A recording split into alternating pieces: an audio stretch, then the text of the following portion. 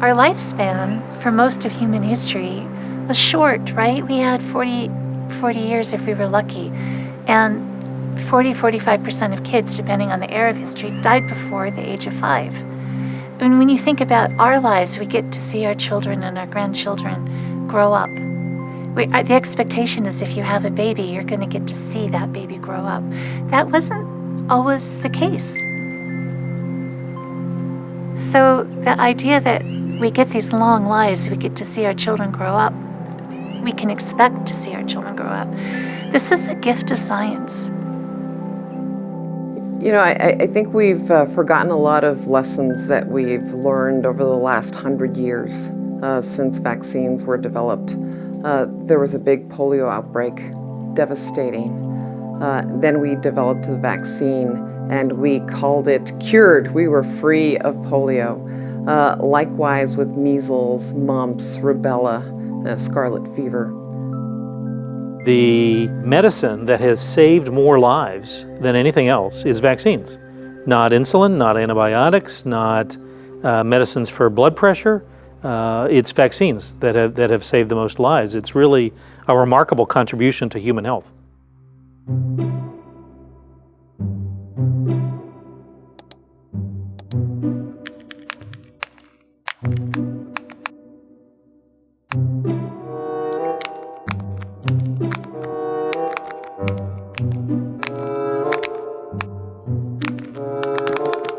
It's now possible, for misinformation to appear on your computer screen and for you to quickly share that with 1,000 of your closest friends. That's the basis for misinformation to quickly go viral. We're facing a threat from misinformation itself as a viral epidemic of sorts.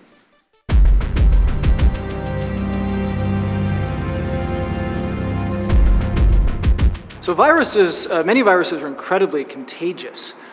They can suspend in the air. People can cough, sneeze, or touch another surface which someone else touches, which is then accentuated if those same people board an airplane or a train, cross continents, cross countries, and then before long, you have a virtual explosion of the virus all around the globe.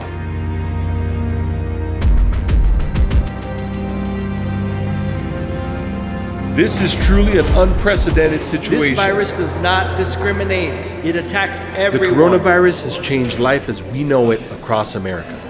I want to talk about the fact that if anybody's doubting getting the vaccine, please get the vaccine. This is not a hoax. This is real. It's very dangerous. It comes on quick.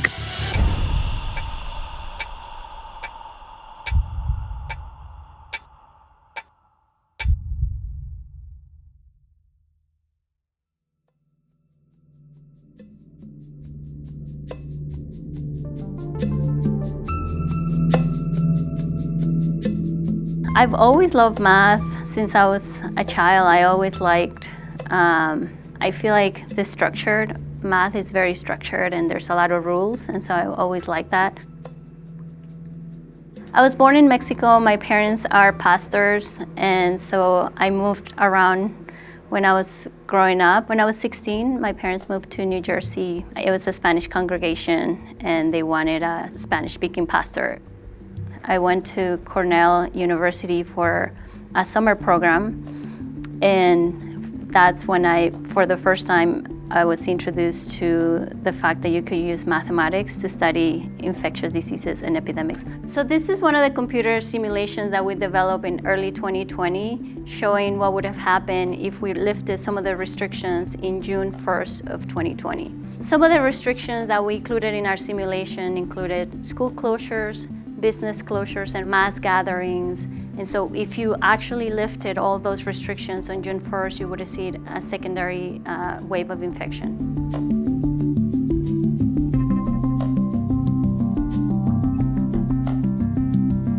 So I don't know if you've ever been to a restaurant or the park or a concert, and all of a sudden you smell smoke. You know that there's someone smoking in your vicinity.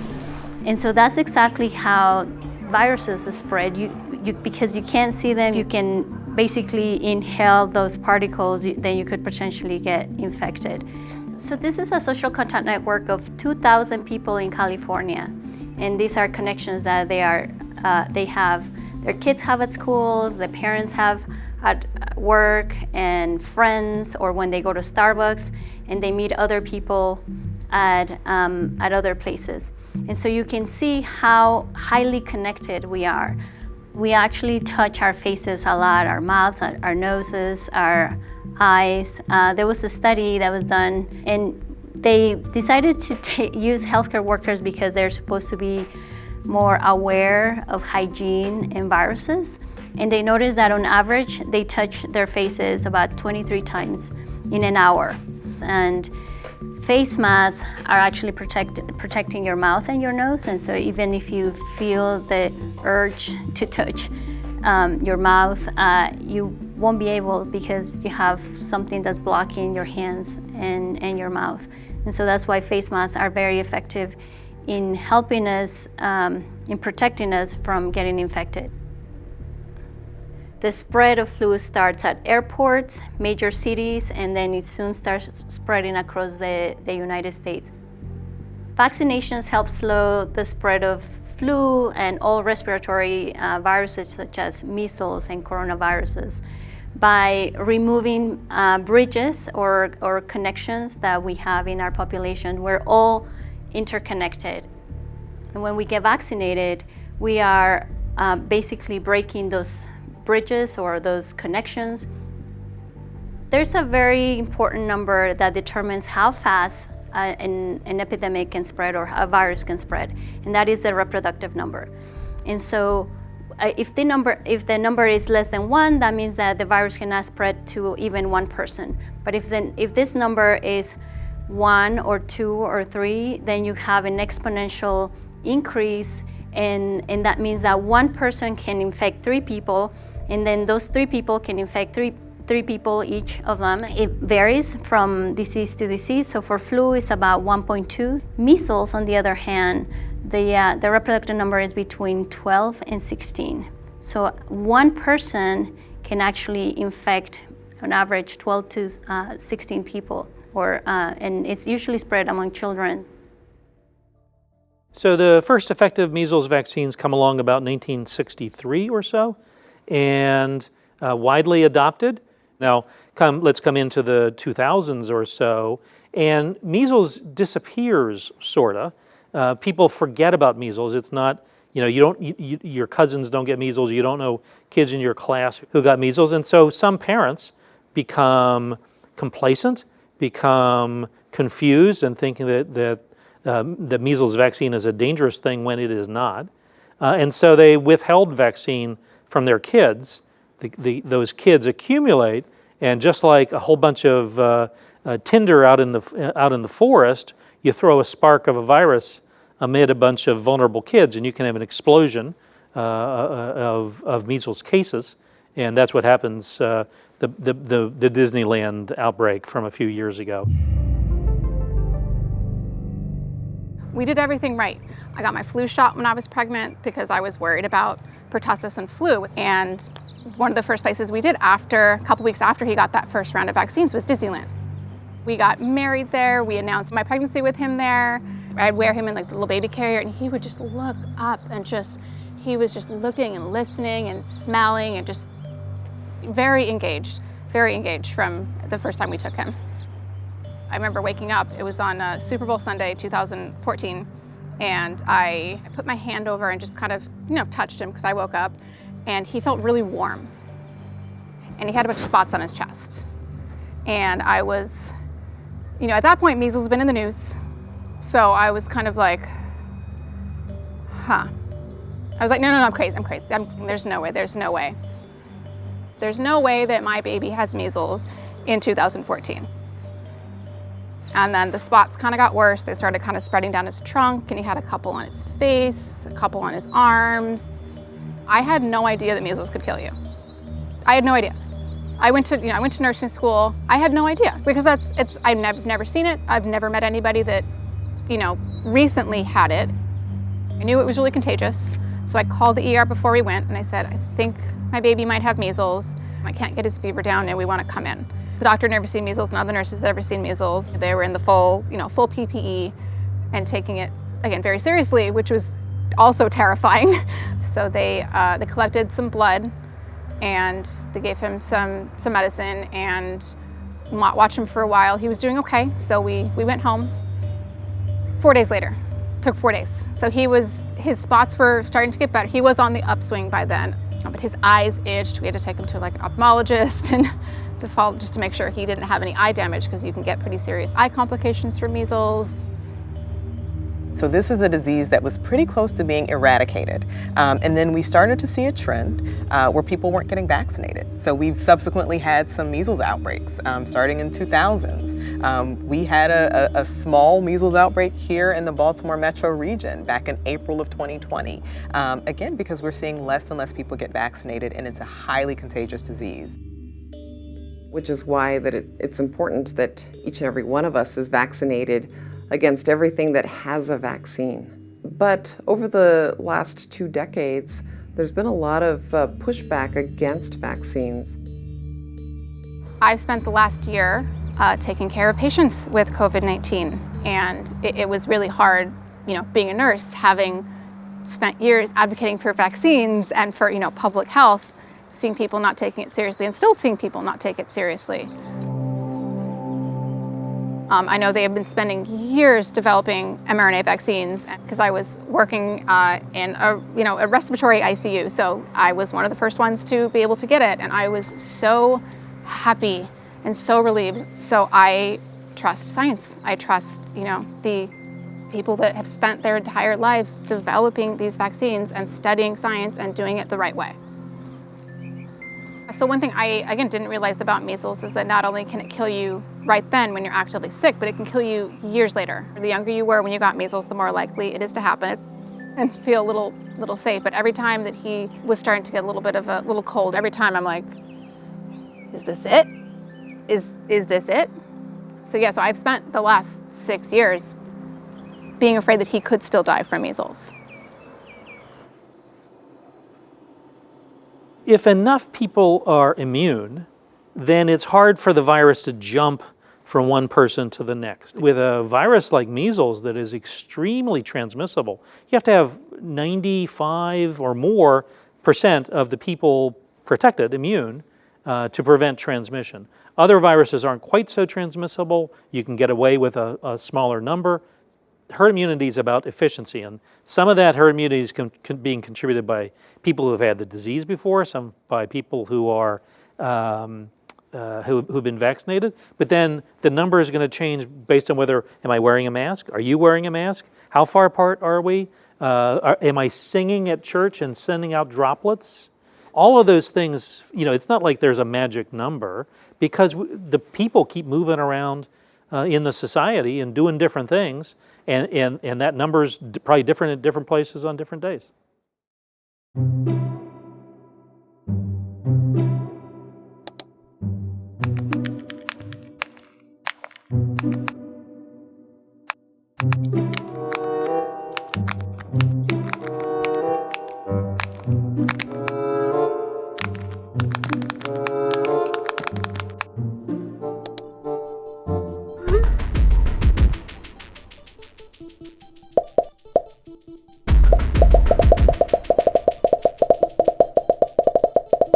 If you are engaged with the world just through a search engine, that's going to be a different lens than if you are regularly paying attention to people and institutions and sources that you have put your trust in over time. There is value in well-done professional journalism. There is value in academic research. We know who's putting that information together.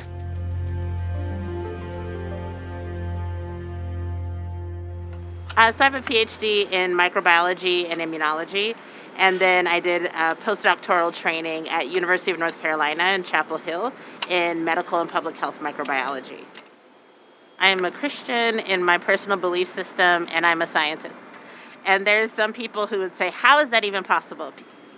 I believe, for me personally, my science builds and reveals my faith, and my faith reveals my science. And so that, for me, is this perfect synergy of saying, I believe in things that I can't see. I believe in things that I've not yet discovered. I believe in things that are still even only theory, but I work to prove the theory. Now, was I talking about my faith or was I talking about my science? They go hand in hand. One thing that we're really learning so much about right now is called the microbiome. And that is this whole interaction of this microbial world inside our bodies. So bacteria that are naturally occurring, they're inside of our body to keep us healthy. So we have microbes that are part of our natural community. And then we have microbes that are pathogens. And those pathogens are the ones that cause disease. And so vaccines, they come in to play because they are able to then help our bodies combat the pathogens that cause disease in our bodies. So the vaccine is actually injecting a portion of the pathogen you're trying to prevent without that causing any damage. We can inject just that part.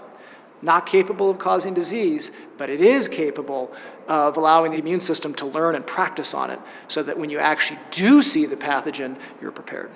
And we produce antibodies, we produce T cells that are able to recognize that pathogen in the future. So if we get it exposed to it again, the whole immune response will start over again. Your body is learning. It learns from the vaccine. The immune system practices so that when the actual time arrives, when you're exposed to the real pathogen, it's ready to go, armed and ready for battle. So I don't think it's an overstatement at all to say vaccinations are one of the most important medical advancements in history. So the first vaccine was 1796. Edward Jenner develops the first vaccine, which is the vaccine to prevent smallpox. And the number one killer of humanity in history was smallpox. And that becomes vaccine preventable if you choose to take the vaccine. So the traditional narrative is that Edward Jenner noted that milkmaids had fair complexions and didn't have pockmarks because they weren't infected with smallpox. Mr. Jenner finally started to put two and two together about the milkmaids. The women that were working with the cows were not getting sick from smallpox, or they were getting very mild infections and they were all surviving, whereas it was killing something like a third of the people that were infected. So through the process of milking the cows, they would come into contact with the cowpox secretions, they become infected, and then unknowingly that would provide them protection against the more dangerous smallpox. From what I understand, the word vaccine comes from the Latin word vacca, from the cows, because of the cowpox story and the whole inoculation and things. The real story is much more complex. The concept of purposely exposing someone to some infectious material to keep them safe from an infection actually probably went back several hundred years prior to that. The Chinese, Indian, and African societies had developed very similar technology. So Jenner didn't invent the idea of vaccination. He was the first to test it and to see the public health benefits, which were eventually shown to be true when 200 years later we actually did eradicate smallpox with a variant of his vaccine. It's pretty obvious, even as a veterinarian, that as we come more in contact with wild animals and we start to expand our cities and our farmlands, that interaction with animals is going to get worse and worse. And so we have to worry more and more about these zoonotic diseases, diseases that can be passed from animals to people. Most notably rabies, which we know is a virus that's almost always fatal. One good way to protect people is to protect our pets and our animals, and that way it acts as a buffer. Having our dogs and cats vaccinated, and our other animals as well, protects them from getting infected, which then would protect us.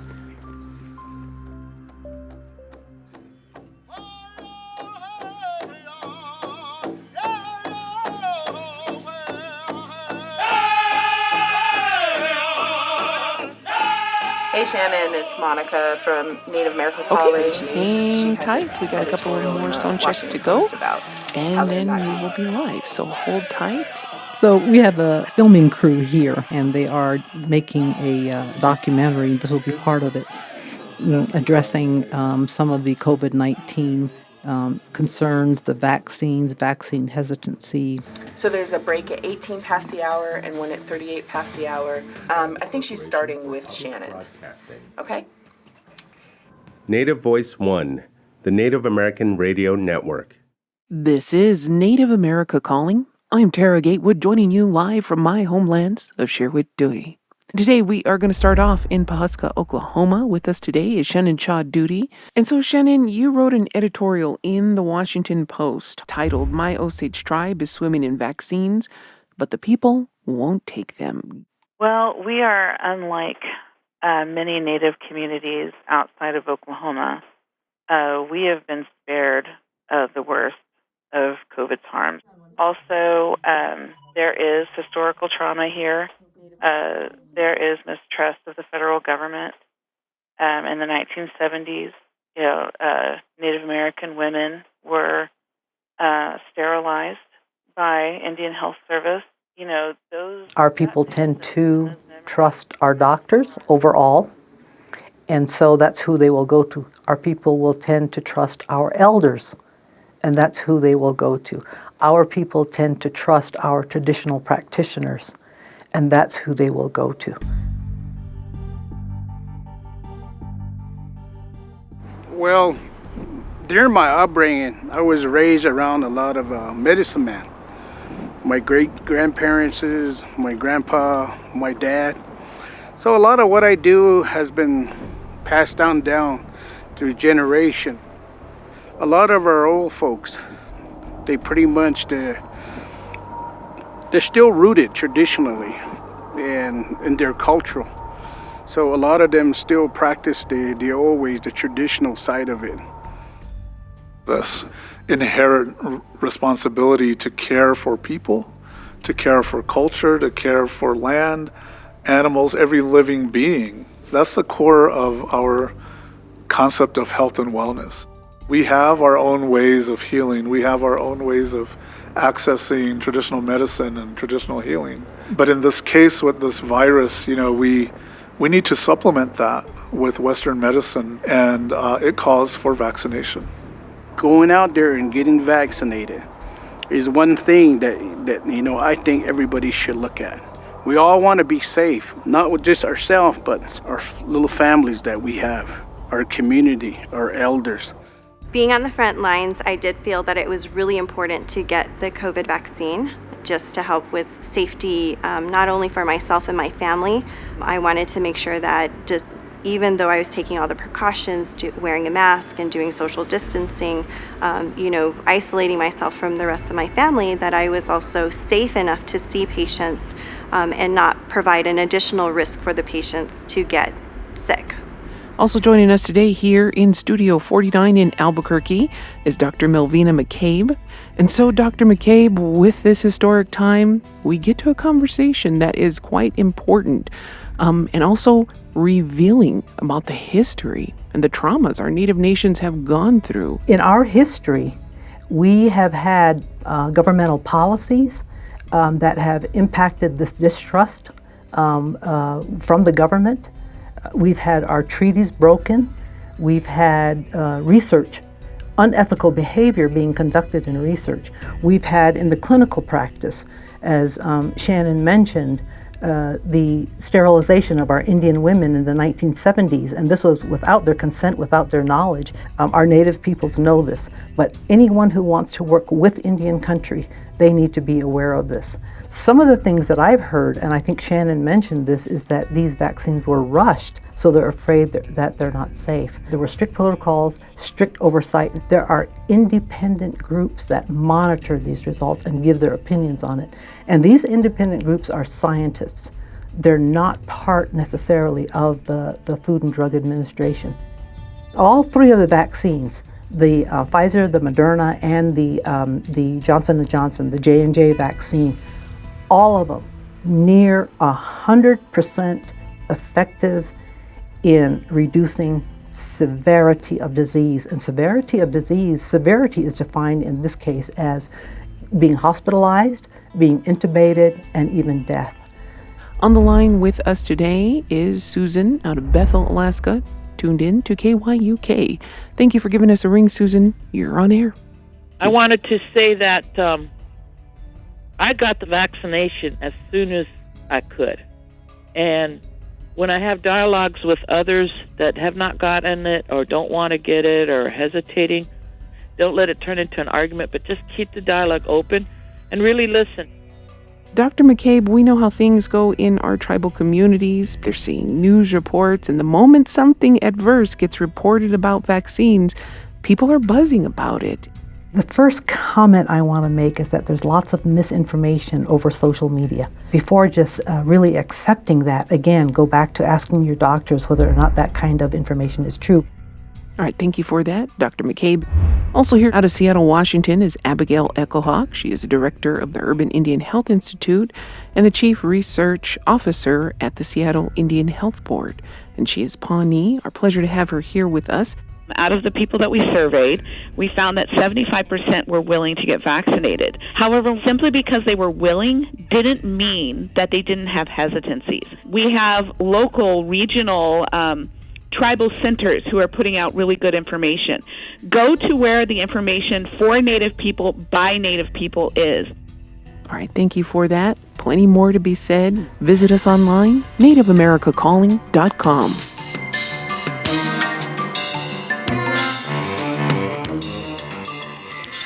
I think we're done.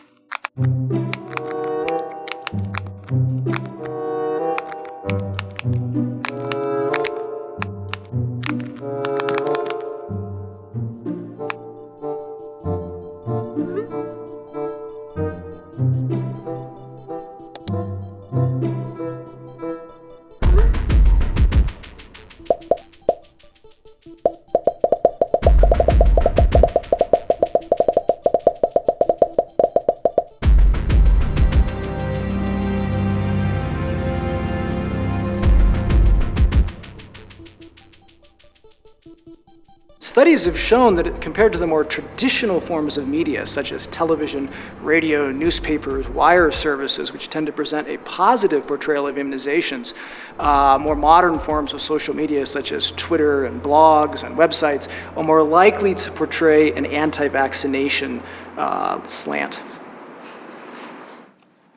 When schools went virtual, many of our households now had access to the technology. Many of them did not before that time.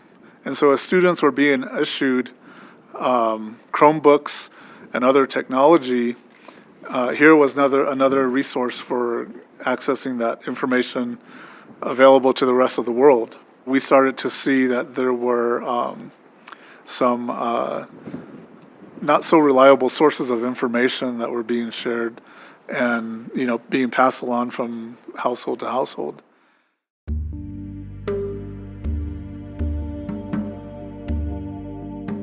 Every year, there's about 120 million Americans that get a flu vaccine. If you follow 120 million Americans for several weeks after a flu vaccine, things are going to happen. Those 120 million Americans will get heart attacks, they might be diagnosed with cancer, they may get bitten by a shark or struck by lightning. Most of the time, that has nothing to do with the vaccine, it's merely a coincidence. The rate of those adverse effects are often just the same, if not higher, in people who didn't get the vaccine.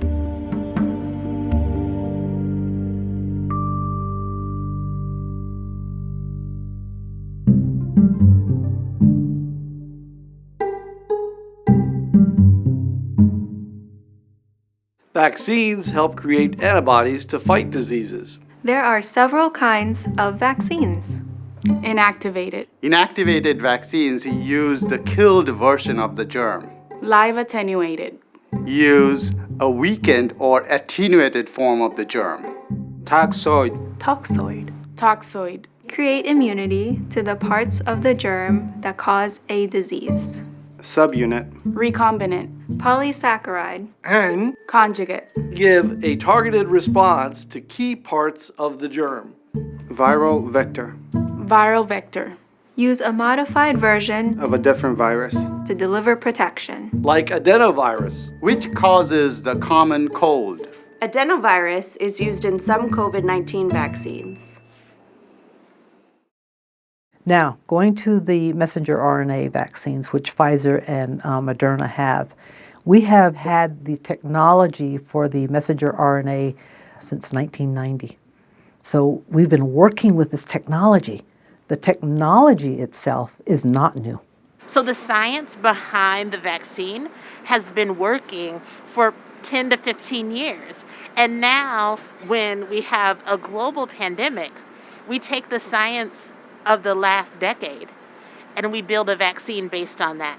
And so while warp speed sounds good as a marketing piece, right? It sounds really good. Science never happens at warp speed. Science is always built by the scientists from before, and we take the backbone that was provided by each scientist and we move the field forward. So we have many, many vaccines because we have many, many diseases. And so as we develop new technology, we see new vaccines. So we have now vaccines against human papillomavirus, which is the first cancer vaccine. Vaccines protect you. They are effective and safe. They protect against hepatitis A, flu, Polio, rabies, measles, mumps, rubella, rotavirus, smallpox, chickenpox, Yellow fever, Diphtheria. tetanus, hepatitis B, human papillomavirus, whooping cough, pneumococcal disease, Meningococcal disease. shingles. Vaccines save millions of lives. millions of lives a year.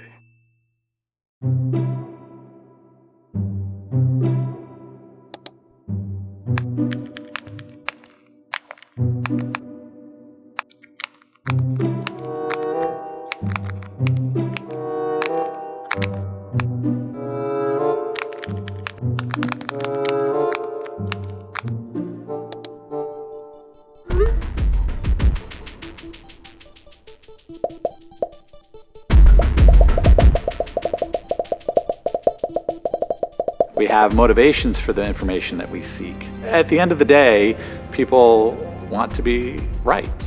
And people want to have a sense that their worldview is one that is validated. So we can be blind to information that really is at odds with what we thought was the way that the world worked.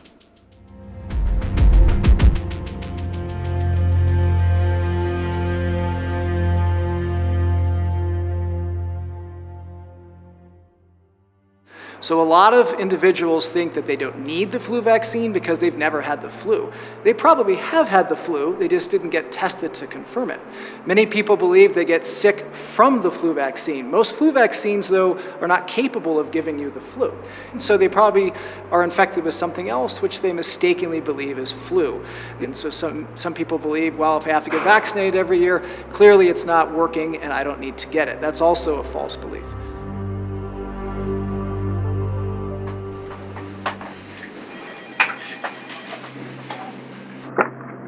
Hope Pharmacy, Chantel speaking. May I help you? We'll process everything on Friday and have it out delivered to you on Monday. Does that sound good? Okay. So I grew up in Henrico County, but I spent a lot of time here in Churchill. My church that I attended is Cattle Corner here from this building. So I grew up attending that church. And so it feels good to be back here in a community that I was with for so long as a child. But there's still a lot of need. This is considered a food desert where we are. When we talk about a food desert, lack of having access to fresh fruits, fresh vegetables. So you'll see that there are a lot of corner stores located here, but they don't have the healthy foods, and that's what we really promote here. As soon as you walk in the door, it's nice, it's bright, and we want people to really have that access to it, and the prices are affordable. And so for me, the first thing I don't always think about is the medication. What are we doing different with things that can prevent you from having to go into the hospital and having to take medication?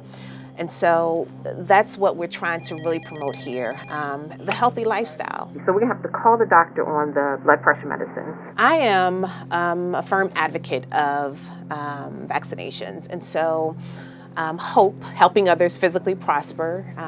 That's what it stands for. And vaccinations is key because we're having others physically prosper through education as well as immunizations, from influenza, from pneumonia and shingles, all those things that the community needs. So what I'll do is we'll get the others filled and ordered for you and have them delivered out to you, okay? You look a lot like your mom. I know I know your siblings, the twins. So my girls, Morgan and Kendall. So yeah, we're here to give you the comfort that you may need in order to make the best informed decision for yourself. We're done. We're done. I don't know why they said that hurt. People are dying. This is not a joke. So I went ahead and got vaccinated. My daughter got vaccinated today. We're waiting for the younger children to get vaccinated because all of us are ready to just resume normal life. I believe in the benefits and the healthiness of the community, and our families. And so those vaccines, I think they really, they are the instruments that'll keep us alive. I believe that a pharmacy really bridges the gap. This pharmacy is bridging the gap between the old and the new. We come to Southside, so we can still take care of all of your prescription needs, all right? All right, thank you. Bye-bye.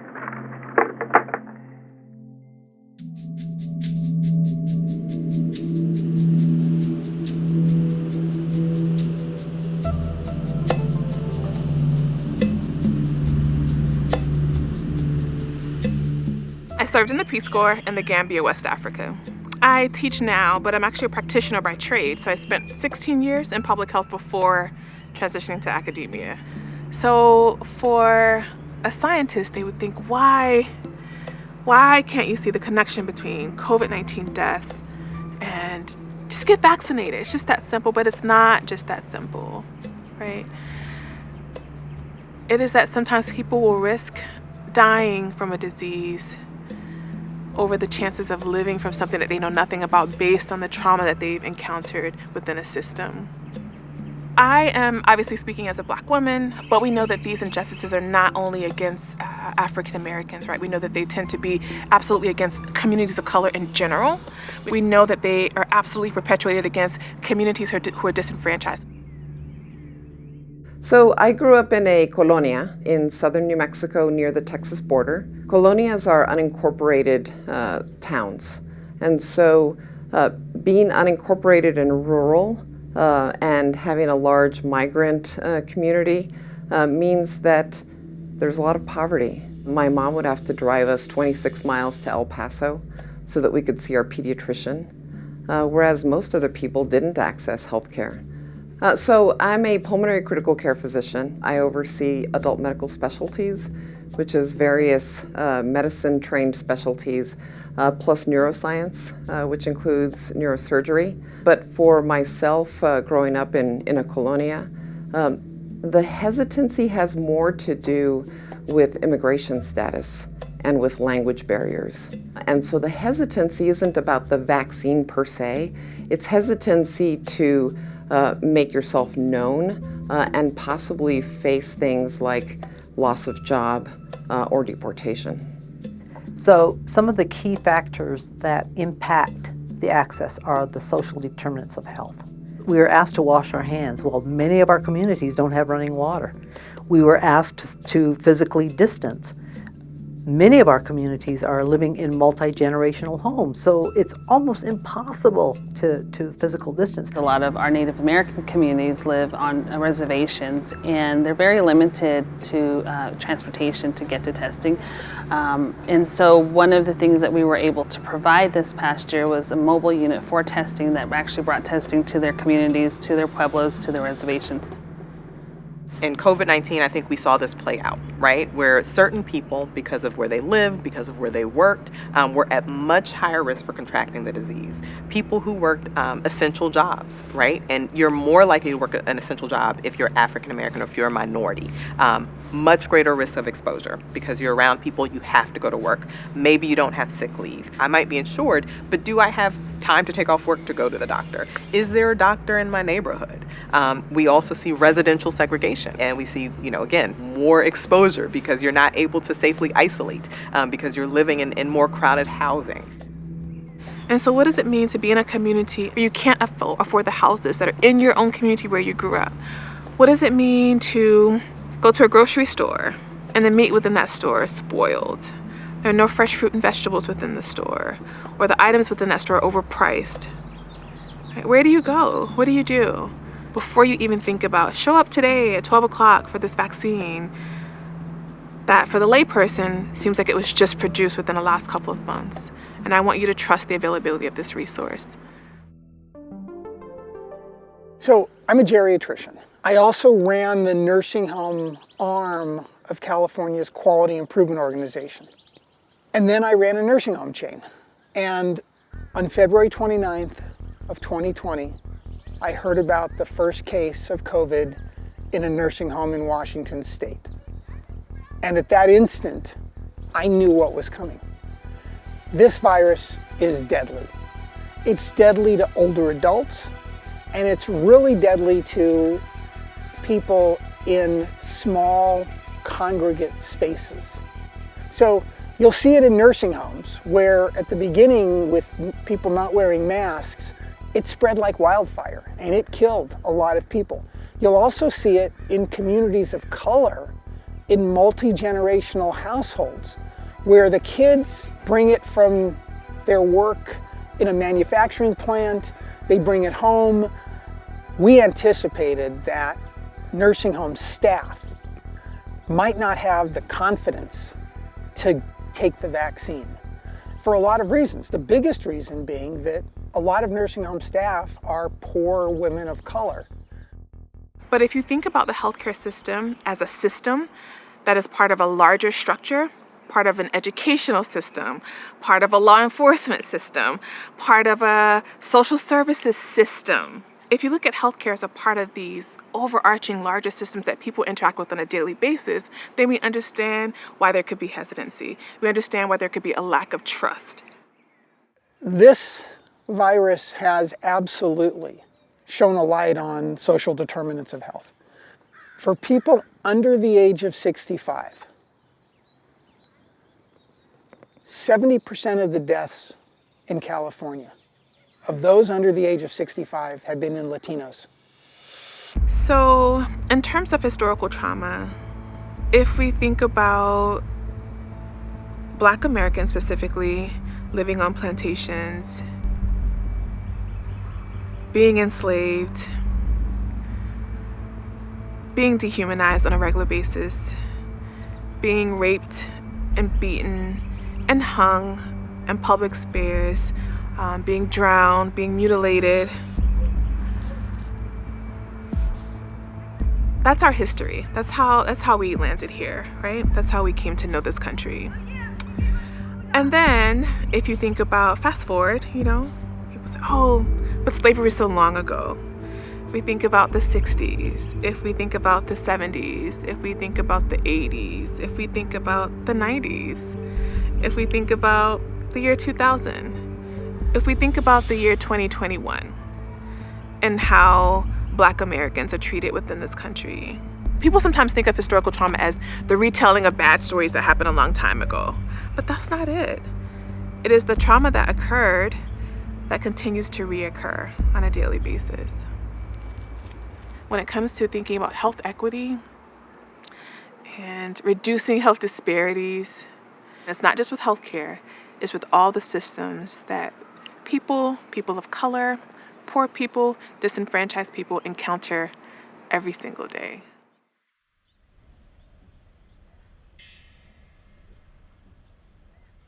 I'm a physician assistant, and I am the medical director and chief quality officer for El Centro Family Health. So my biggest concern with the vaccine is that even though we've been really fast, fastest state in the country, is that for some individuals it's just not fast enough. We lost our first colleague to COVID on Christmas Day. A dear colleague of ours died on Christmas Day. And back then I said, man, if we would have just had the vaccine maybe a month earlier, she could still be here and her kids wouldn't be missing her on Christmas Day. Dennis! Hello, Doc. How are you? Good. How are you today? Doing fine. All right. Good to see you. Likewise. Good to see you too.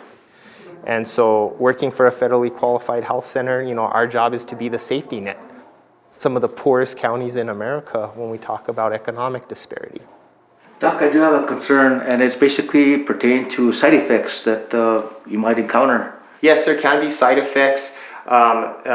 Usually they're very mild, but it's very common to get some mild flu-like symptoms, just feeling run down, low-grade fever, soreness, fatigue. Those are very common side effects. The range is usually those last, a couple of days at the longest.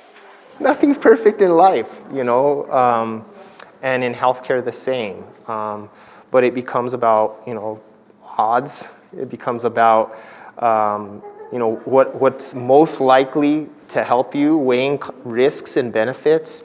And the truth is, when we're talking about vaccines, it's not close. It's not even close. So getting side effects from the COVID vaccine it's like a warm-up. Your body is getting prepared for a real battle later. And so in this warm-up, in this conditioning, getting your immune system conditioned to be able to fight off this deadly virus later. 18 more? Awesome. That's what I like to hear. Great. Good. We're getting those shots in arms. Thank you, girls. And some of the most vulnerable patients, if their physical challenges, their health challenges do not allow them to leave the house, we've got to get those folks vaccinated as well. But sometimes when you have a small population, you're able to mobilize better, and you actually get an advantage, and you end up being faster in those communities. Now within every community, there's still that equity.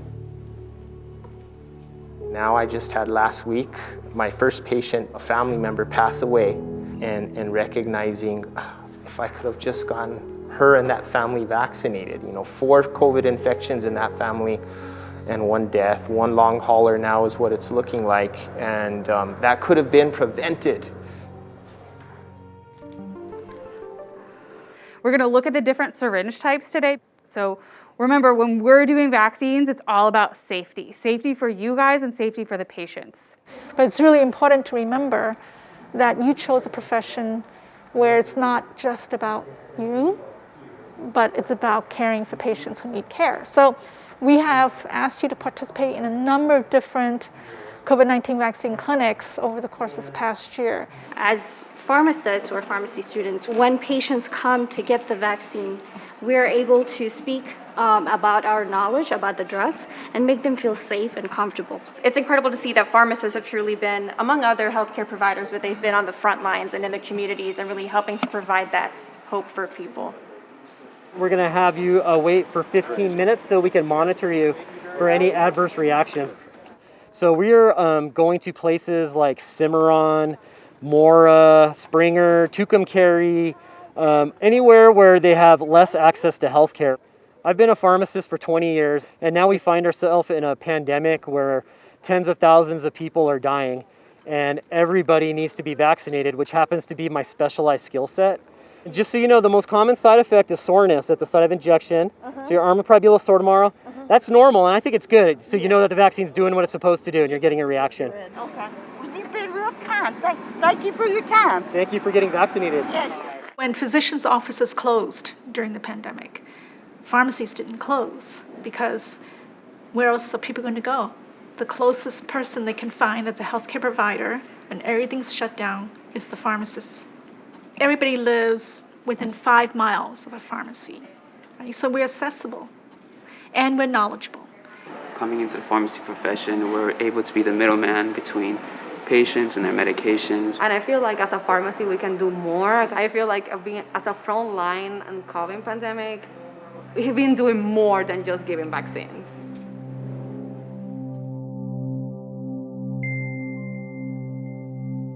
our lifespan for most of human history was short, right? We had 40 years if we were lucky. That's what's changed for humanity. So, I'm in my 60s. I would not have made it in most of human history, right? And I don't have grandkids, but my sister does. And I can watch those beautiful little ones grow up, and I can know when they're born that I've got a really good chance of getting to see that. So that's new to us, and that's a gift of science. Okay, and we can just scroll here. Yeah. Right. And then you want to see. Let's look at the evidence of the effectiveness of vaccines is that I don't know anybody who's ever had measles. I've never seen mumps. I've never seen rubella. That's the challenge of the vaccine arguments, because now disease doesn't happen, and we have to remind people who've never seen the disease that the disease exists, right? We have generations who never knew polio. Now my children's generation is a generation that will never know chickenpox. I think now coronavirus vaccine actually creates this new space of a generation that saw the impact of disease, and then they will see the impact of the vaccine. And that's what I think is the argument that we have to continue to make, that absence is the effectiveness.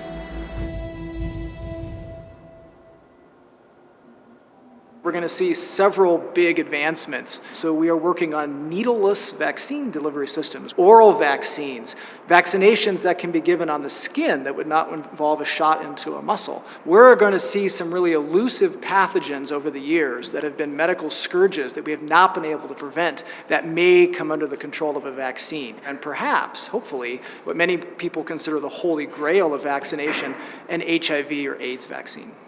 So mosaics was an idea that I had where you could weave together different viruses to try to get the most common forms of the virus. And so it got advanced then to 2 large-scale trials, and they're ongoing right now. So it's going to determine if it actually is able to prevent HIV people. So the good news is that 2 technologies that were in development have now been proven to be really effective. The mRNA type of vaccines and the adenovirus vector type of vaccines. Now scientists can go back into the labs and test them against viruses and bacteria where there's no vaccine right now. So one of the things I've been working on over the years is not just on HIV, but trying to get vaccines that might help prevent a next pandemic. How do I get you, or anybody, willing to roll up your sleeve and take that injection? And how do I convince you that it's worth it? It's worth it because you get years and years and years of protection against some pretty nasty viruses and bacteria, and that's why it's worth it. So I sure hope that this crisis, that this does transfer beyond just COVID to other diseases, to other vaccines, that this allows us to have higher rates of hepatitis B vaccination, to have higher rates of, childhood immunizations, influenza, across the board. And the same way, I hope that we never forget the pain that the disparity has caused, the obvious shortfall we've had as a society is that, our most vulnerable folks had a much higher death rate. If you can't access just those basic social services, you're going to have a really hard time surviving a healthcare crisis.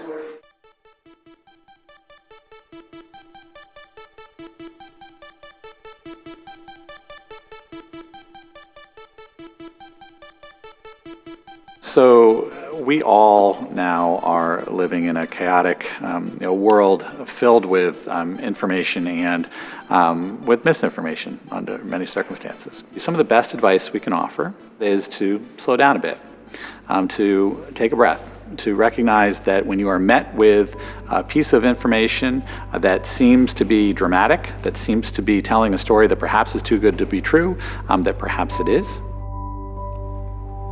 And we understand also that even while we might achieve herd immunity, that our lives are not going to be back to the normal that we knew. And this new normal is unknown.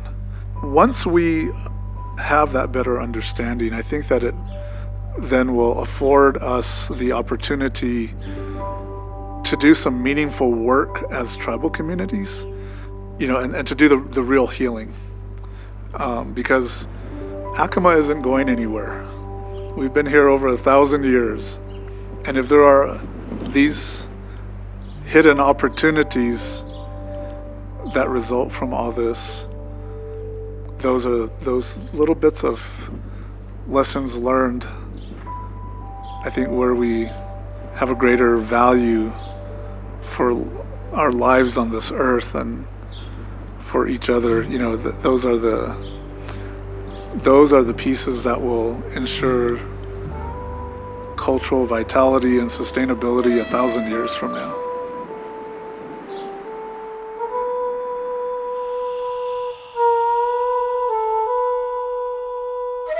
I got vaccinated because I want to make sure my parents who are in their late 80s and live with me stay healthy. I got vaccinated to protect our community. I got vaccinated because of my mother. I would never do anything to put her life at risk. Yo me he vacunado porque me quiero proteger de ser infectada, pero también quiero proteger a mi hija, a mi esposo y a mi comunidad. I get vaccinated to protect everybody else. When I'm immune, it makes it harder for the virus to jump from person to person. For every vaccine given, that's a potential life saved.